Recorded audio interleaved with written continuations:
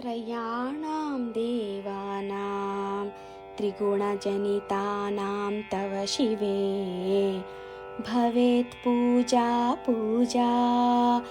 तव चरणयोर्या विरचिता तथा हि त्वत्पादोद्वहनमणिपीठस्य निकटे स्थिता ह्येते शश्वन् मुकुलितकरोत्तंसमकुटाः। त्रयाणां देवानां त्रिगुणजनितानां तव शिवे भवेत् पूजा पूजा तव चरणयोर्या विरचिता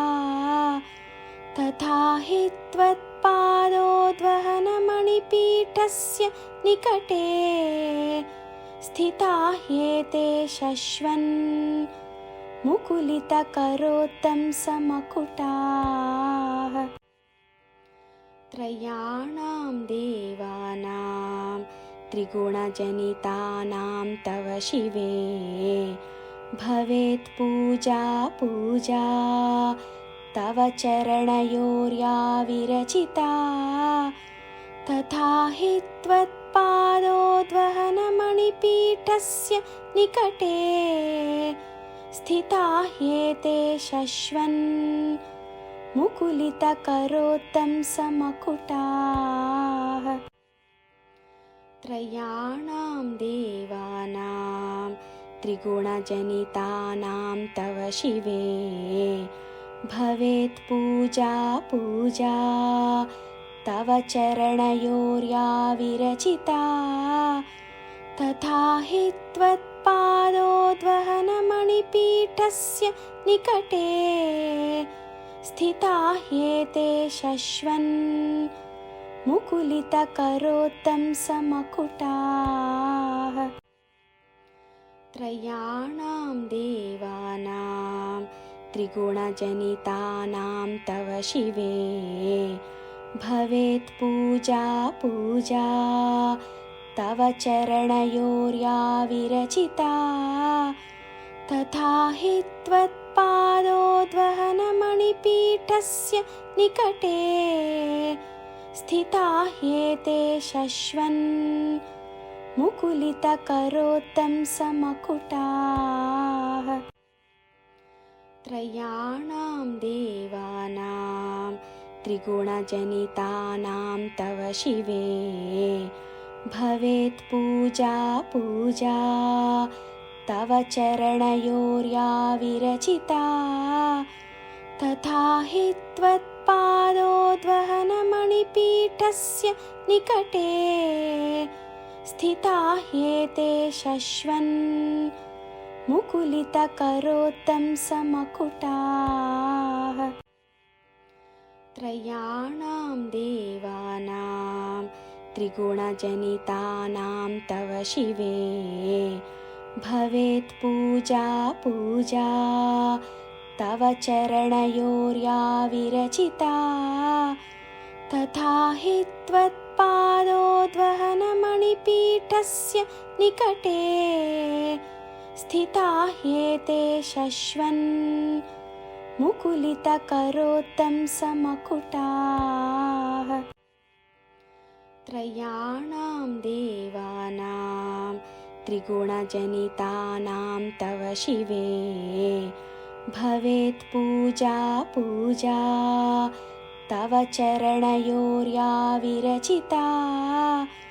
तथा हि त्वत्पादोद्वहनमणिपीठस्य निकटे स्थिता ह्येते शश्वन् मुकुलितकरोत्तंसमकुटाः। त्रयाणां देवानां त्रिगुणजनितानां तव शिवे भवेत् पूजा पूजा तव चरणयोर्या विरचिता तथा हि त्वत्पादोद्वहनमणिपीठस्य निकटे स्थिता ह्येते शश्वन्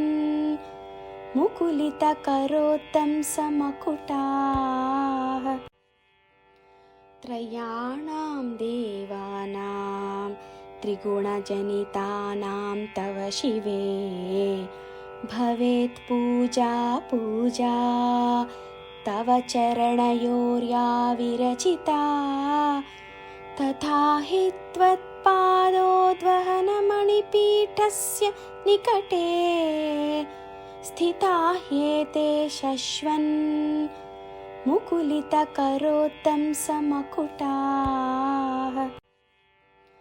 त्रयाणां देवानां त्रिगुणजनितानां तव शिवे भवेत् पूजा पूजा तव चरणयोर्या विरचिता तथा हि त्वत्पादोद्वहनमणिपीठस्य निकटे स्थिता ह्येते शश्वन् मुकुलितकरोत्तंसमकुटाः त्रयाणां देवानां त्रिगुणजनितानां तव शिवे भवेत् पूजा पूजा तव चरणयोर्या विरचिता तथा हि त्वत्पादोद्वहनमणिपीठस्य निकटे स्थिता ह्येते शश्वन् मुकुलितकरोत्तंसमकुटाः त्रयाणां देवानां त्रिगुणजनितानां तव शिवे भवेत् पूजा पूजा तव चरणयोर्या विरचिता तथा हि त्वत्पादोद्वहनमणिपीठस्य निकटे स्थिता ह्येते शश्वन् मुकुलितकरोत्तंसमकुटाः त्रयाणां देवानां त्रिगुणजनितानां तव शिवे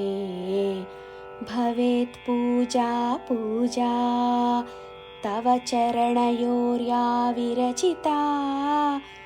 तथा हि त्वत्पादोद्वहनमणिपीठस्य निकटे स्थिता ह्येते शश्वन् मुकुलितकरोत्तंसमकुटाः त्रयाणां देवानां त्रिगुणजनितानां तव शिवे भवेत् पूजा पूजा तव चरणयोर्या विरचिता तथा हि त्वत्पादोद्वहनमणिपीठस्य निकटे स्थिता ह्येते शश्वन् मुकुलितकरोत्तंसमकुटाः